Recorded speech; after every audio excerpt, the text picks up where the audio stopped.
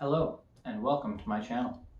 Herein, I will be researching different topics and questions and then presenting my findings to you. If you have any questions or suggested topics that you wish me to cover, please let me know in the comments. And remember, don't forget to like, share, and subscribe.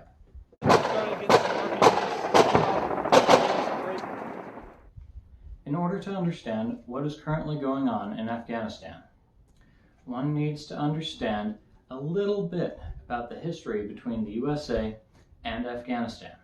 So without further ado, let's get started. According to the Council of Foreign Relations and the information that they have presented at CFR.org, the troubles date back as far as October of 1999, when the Al-Qaeda and Taliban groups were sanctioned as terrorist groups by the United Nations Council in Resolution 1267.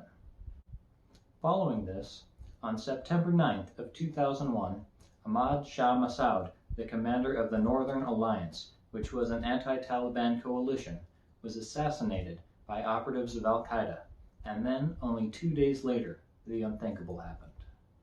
On September 11th, 2001, a day that lives on in infamy within the history books as well as the vivid memories of many American citizens who are alive to see it, either in person or on the news.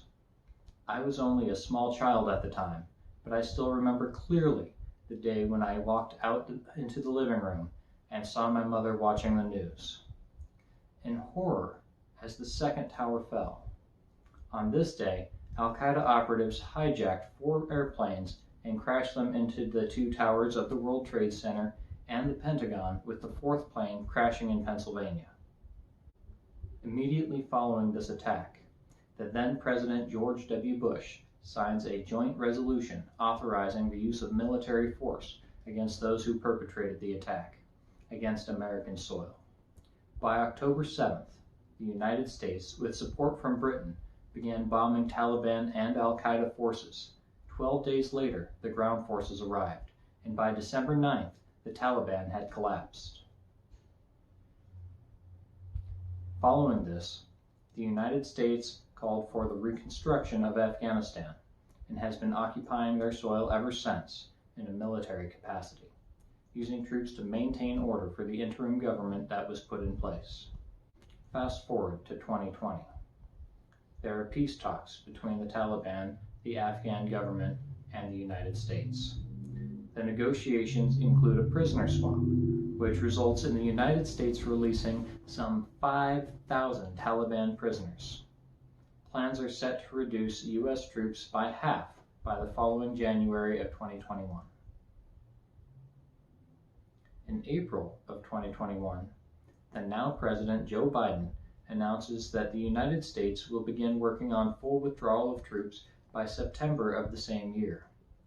Unfortunately, by August 15th, the Afghan government had collapsed, following the Taliban forces seizing the presidential palace, as well as several other prominent locations, including the capital.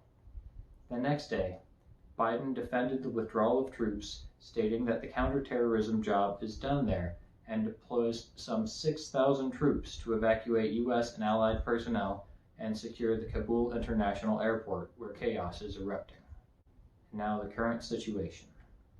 According to an article published by the New York Times, when the United States sent forces to evacuate the translators and other personnel, the evacuations only took place from Kabul.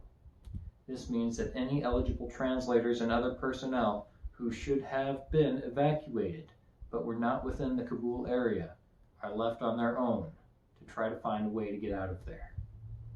This is a long and dangerous journey for many of them, as they are under a direct threat from the Taliban forces, due to their cooperation during the 20-year-long war that occurred.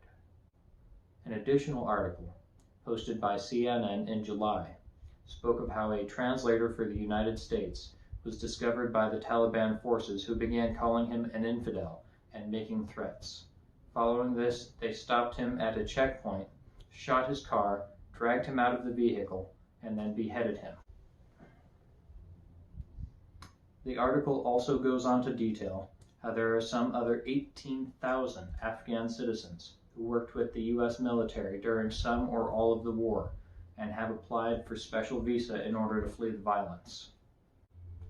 According to yet another article, this one posted by the Associated Press on apnews.com on August 27, 2021, states that yet another translator is waiting for a hearing for a visa in Germany because he was denied one in the United States.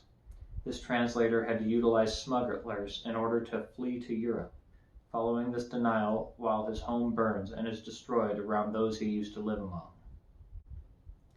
You wanted to understand what is going on in Afghanistan right now?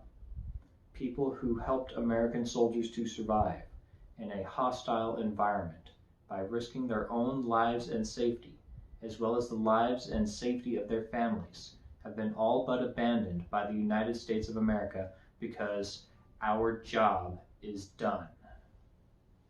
Remember that the next time we are thinking about taking a hand in another country's government. Are we willing to accept the burden of guilt for all those thousands of lives that we abandoned? Is this really the image of the United States that we want to give the world and our children of the next generation? Let me know what you think in the comments.